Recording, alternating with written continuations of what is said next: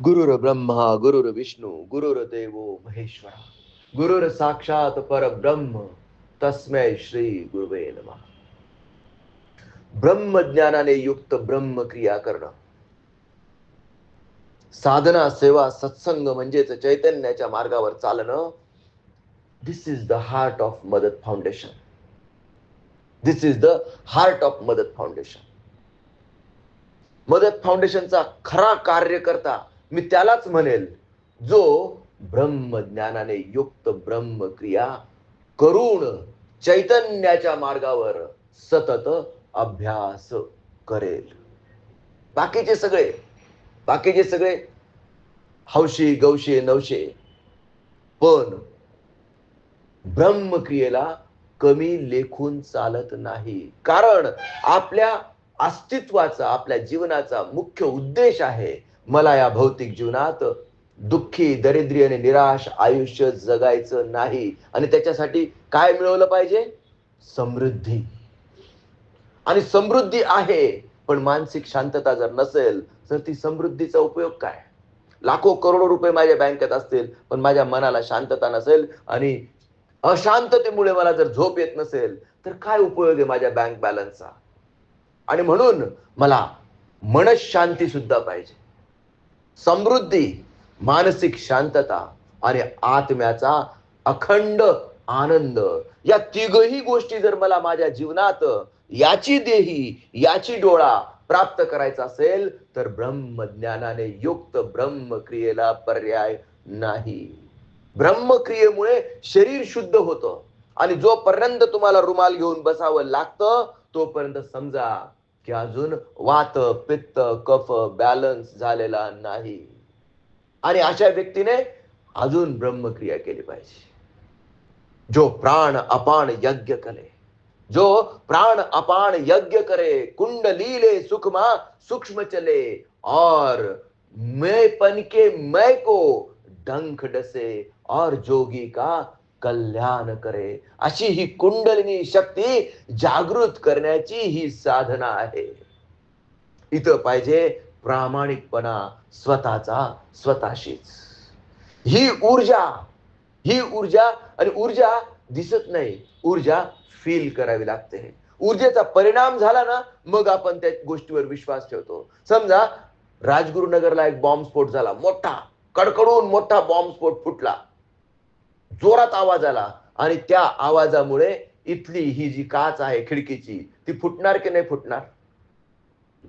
शक्तीचा स्फोट विस्फोट तिथं झाला, पण त्या शक्तीचे कंपन, शॉक वेव्ह म्हणतात त्याला, ती या खिडकीपर्यंत येऊन पोहोचली. आणि आपल्या छातीत सुद्धा जेव्हा ते डीजे जोरजोरात वाजवायला लागतात, त्या डीजेमुळे आपल्या छातीवर त्या शॉक वेव्ह आदळतात आणि आपण म्हणतो आवाज तरी थोडा कमी करतील यार हे लग्नात. विषय समजतोय का तुम्हाला? त्या शॉक वेव्ह आपल्याला त्रासदायक ठरतात. अगदी तसंच ती ऊर्जा आहे. दिसते का? दिसत नाही, पण असते. आणि तिचा परिणाम जेव्हा जाणवतो तेव्हा आपण म्हणतो की ऊर्जा आहे. दिसत तर नाही. आपल्या साध्या डोळ्यांना ध्वनी लहरी दिसतात का? नाही. ते वटवागळं रात्री अल्ट्रासोनिक वेव्ह प्रोड्यूस करतात. म्हणजे आपल्या नॉर्मल कानांनी ऐकायला जे ध्वनी लहरी आपण ऐकतो त्याच्याही पेक्षा त्यांचे जे कंपन आहेत ते उच्च असतात. मग आपले कान त्यांना ग्रास्प करू शकत नाहीत. असे वटवागळं अशा अल्ट्रासोनिक वेव्ह क्रिएट करतात आणि त्यांना रात्री पण उडता येतं. म्हणूनच त्यांना रात्री उडता येतं. हे नीट समजून घेतलं पाहिजे. शक्ती कुठे आहे, कशी आहे, त्या शक्तीची अनुभूती कशी आहे? आता सूर्यामध्ये एवढी ऊर्जा आहे, पण ह्या प्रकाशाचा आपल्याला त्रास होतो का? नॉर्मल प्रकाशाचा आपल्याला त्रास होत नाही, पण उन्हात गेलं की अंग पोळायला लागतं आणि मग कळतं की कडक ऊन आहे बाबा. त्या उन्हात सुद्धा काय आहे? ऊर्जा आहे. हवेमध्ये वारा वाहतो आणि वाऱ्यामुळे जोरात वारा आला तर बघा तेवढं फिट बसवलेलं आपल्या या केअरबेल हॉस्पिटलच्या तिकडच्या साईडचं ते काय असतं ते शोचं एसीपी पॅनल, ते उडून गेलेत ते. वाऱ्याची शक्ती. समुद्र बघा, एखादा डोंगर असेल, एखादी मोठी शिळा असेल, रोजच्या रोज जर त्या शिळेवर तो समुद्र आदळत राहिला ना तर ती शिळा सुद्धा तिला सुद्धा भोकं पडून जातात. बघितलं असेल तुम्ही. समुद्राच्या आजूबाजूला. मला सांगायचं काय की त्या सूर्यामध्ये ऊर्जा आहे, त्या वाऱ्यामध्ये ऊर्जा आहे, पवन ऊर्जा आहे, त्या समुद्राच्या लाटांमध्ये ऊर्जा आहे. आणि तशीच प्राणशक्ती आपल्या शरीरामध्ये आहे. आणि या शक्तीच्या माध्यमातूनच आपल्याला काहीही कार्य करता येतात, जे तुम्हाला पाहिजे ते. आणि जोपर्यंत तुम्ही कार्य करत नाही तोपर्यंत तुम्हाला काहीच प्राप्त होऊ शकत नाही. क्रिया आणि प्रतिक्रिया हा तर निसर्गाचा नियम आहे. क्रिया आणि प्रतिक्रिया. राजू, तू गेलास एखाद्या मेडिकल स्टोअर्स मध्ये गेला आणि एखादं कप सिरप घेतलं. तू ते कप सिरप वाचलं, ऍस्कोरिल LS सिरप, आणि एक्सपायरी डेट जून 2024. जून 2024. तू विकत घेशील का? का नाही घेणार? एक्सपायर झालं. त्याच्यावर किंमत लिहिली होती 62 रुपीज. त्या मेडिकल स्टोअर्स वाल्याने सांगितलं 10 रुपयाला घेऊन जा. घेशील का? विषय समजला का? एकदा का एक्सपायर झालं की त्याची व्हॅल्यू संपली. मॅन्युफॅक्चरिंग डेट असते आणि एक्सपायरी डेट असते, आणि या डेटच्या दरम्यानच काय असते? त्याची व्हॅल्यू असते. एक्सपायरी डेटच्या पुढे गेलं की त्याची व्हॅल्यू 0. अगदी तसंच विषय समजून घ्या. या शरीराला मॅन्युफॅक्चरिंग डेट म्हणजे काय? आपला जन्मदिवस. आणि आपल्याला आपली एक्सपायरी डेट माहिती नाही, बरोबर की नाही? पण एवढं आपल्याला अक्कल आली आता की या दरम्यानची जी काळ आहे ना, याच्यातच आपल्याला व्हॅल्यू आहे. एक्सपायरी झाली, एक्सपायरी डेट गेली, उलटली का मग याची व्हॅल्यू 0. लोक काय करतात? एक तर पुरून तरी देतात, नाहीतर जाळून तरी टाकतात. का याची व्हॅल्यू आहे? आता किडनीची व्हॅल्यू 15 लाखाला आहे, बरोबर की नाही? एखादी किडनी सहज विकली जाईल. देह दान केलं, दान करतात लोक. पण विकायचं म्हटलं तर चला भाऊ मी माझा एक डोळा देतो, 25, 30, 40 लाखाला जाईल. अजून तसा बाजार नाहीये, पण काही ब्लॅक मार्केटमध्ये मानवी तस्कर असे अवयव विकतात ब्लॅक मार्केटमध्ये. सांगायचा मुद्दा हा आहे की जोपर्यंत जीवन आहे तोपर्यंतच व्हॅल्यू आहे. जीवन संपलं का मग किडनी विकायला गेला तर फार मरून गेलेला आहे, 2-3 दिवसानंतर त्याची किडनीची काही किंमत राहील का? किडनी आहे पण किंमत राहील का काही? नाही, ती निर्जीव होऊन गेलेली आहे. त्या डोळ्यात निर्जीव होऊन गेलेलं आहे. म्हणजे कॉर्नियाचं लाईफ किती वेळ आहे, मृत्यूनंतर किडनीचं लाईफ किती आहे, लिव्हरचं लाईफ किती आहे, हे डिसाइडेड आहे. आणि दरम्यानच्या काळातच जर आपण ते दान केलं, डोनेट केलं, तरच त्याला व्हॅल्यू आहे, अन्यथा त्याला व्हॅल्यू नाही. हे सगळं सांगायचा माझा मुद्दा हा आहे की जोपर्यंत हे जीवन आहे तोपर्यंतच आपल्याला व्हॅल्यू आहे. आणि ही व्हॅल्यू आपण ओळखली पाहिजे. जो आपल्याला टाइम मिळालेला आहे, मग कुणाला 25 वर्ष, कोणाला 40 वर्ष, कोणाला 60 वर्ष, कोणाला 75 वर्ष, कोणाला 80 वर्ष, कोणाला 90 वर्ष, कोणाला 100 वर्ष. आणि 100 वर्षाच्या पुढे जे जगतात, बरोबर की नाही, ते रेअरली 100च्या आधी सगळेच, कोणी ऍक्सिडेंटने जातं, कोणी हार्ट अटॅकने जातं, कोणी आजाराने जातं, कोणी किडनीच्या आजाराने जातं, कोणी लिव्हरच्या आजाराने जातं, कोणाची शुगर कमी होऊन जाते, कोणाला झटके येतात. आपण पाहतोय आपल्या हॉस्पिटलमध्ये. जोपर्यंत मॅन्युफॅक्चरिंग डेट आणि एक्सपायरी डेट हा मधला जो काळ आहे, या काळाचा आपण काय केला पाहिजे? सद उपयोग केला पाहिजे. टाइम इज मनी असं म्हणतात. मी म्हणतो time is life. If you are going to waste your time, you are wasting your life. आणि म्हणून मी म्हणतो, जीव तोडून म्हणतो की डोंट वेस्ट युअर टाइम. आणि तुम्ही टाइम कुठे वेस्ट करतायत? कोणी मोबाईल मध्ये वेस्ट करतंय, कोणी रात्री उशिरा झोपून मित्रांमध्ये गप्पा मारून टाइमपास करतंय, कोणी कशात टाइमपास करेल हे सांगता येत नाही. ते लुडो खेळतात. मला आश्चर्य वाटतो. आउटपुट काय? 0. पत्ते खेळतात. आश्चर्य वाटतं मला. तुला सांगतो राजू, आपली सनातन संस्कृतीमध्ये मंदिरांच्या बाहेर पार बनवलेले राहायचे, पार.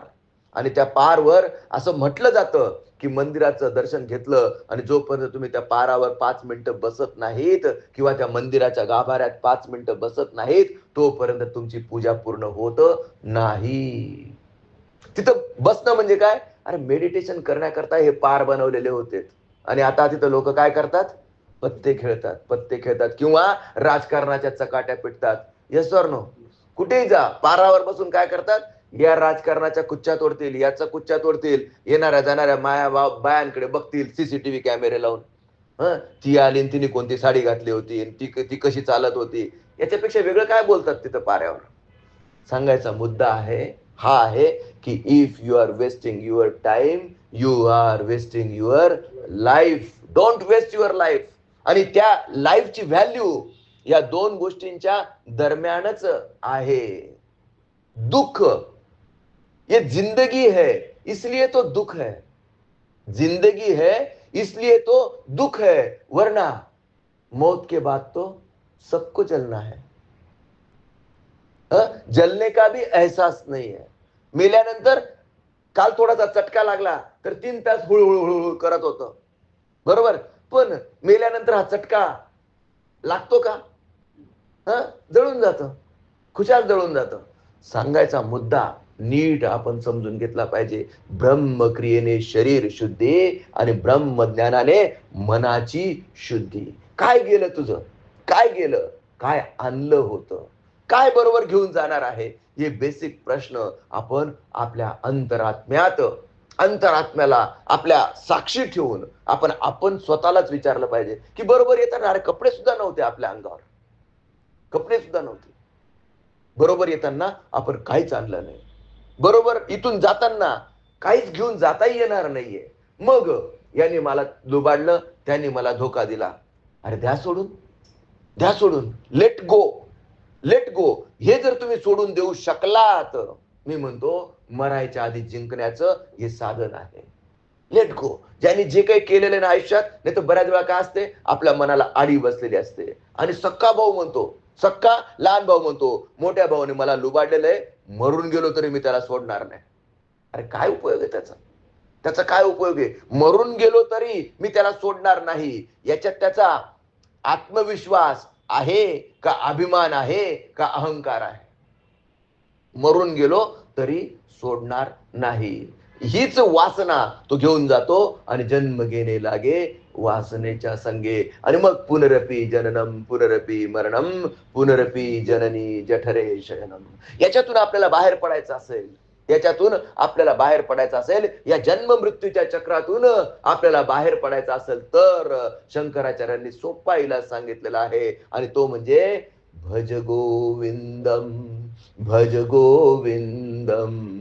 गोविंदम भज मूढमते. अखंड नामस्मरण करा. आणि हेच ब्रह्ममूर्ती ज्ञानेश्वर माऊली कीर्तनांच्या माध्यमातून सांगतात की एकदम सोपा इलाज सांगितला त्यांनी. काय? की तुम्ही फक्त अखंड नामस्मरण करा. प्रत्येक श्वासाबरोबर गुरुने दिलेला मंत्र, त्याचा नाम म्हणतात त्याला, नाम जप करा. तुम्हाला तुमचं इप्सित साध्य होईल. पण तुम्हाला सांगतो आपण इतके आळशी आहोत, गुरुने दिलेलं नाम आणि त्याच्यावर पण आपण शंका घेतो. मग ते असेल का आणि त्याचा इफेक्ट होईल का आणि मग ते खरंच आहे का आणि हा गुरुच खरा आहे का? 100 नाना शंका आणि त्या शंकेखोर मनामुळे अखंड नामस्मरण घडत नाही. अखंड नामस्मरण घडलं नाही की त्याची फलश्रुती भेटत नाही. आणि म्हणून ब्रह्ममूर्ती ज्ञानेश्वर माऊलींनी जे सोपं साधा सिंपल मार्ग दिलेला आहे अखंड नामस्मरणाचा, मी सांगतो मी त्याला अजून अवघड करून टाकलं. मी काय म्हणतो, नाही, तुम्हाला सकाळी उठल्यावर ब्रह्मक्रिया करायलाच लागेल. दिवसभर सकाळी साधना केली भागणार नाही. दिवसभर तुम्हाला सेवा करायलाच लागेल. रात्री झोपायच्या आधी तुम्हाला सत्संग करायलाच लागेल. हा मार्ग जास्त अवघड आहे. अखंड नामस्मरण हे एकदम सोपं आहे. कुठेही हरी बोला देता, हरी बोला घेता, हरी बोला उठता, हरी बोला बैसता, हरी बोला देता, हरी बोला घेता, हरी बोला दळता, हरी बोला कांडता, सर्व कार्य करिता हरी बोला. हे किती सोपं आहे. पण आपण काय म्हणतो, नाही, सकाळी ब्रह्मक्रिया करा, ब्रह्मक्रियेने शरीर शुद्धी करून घ्या.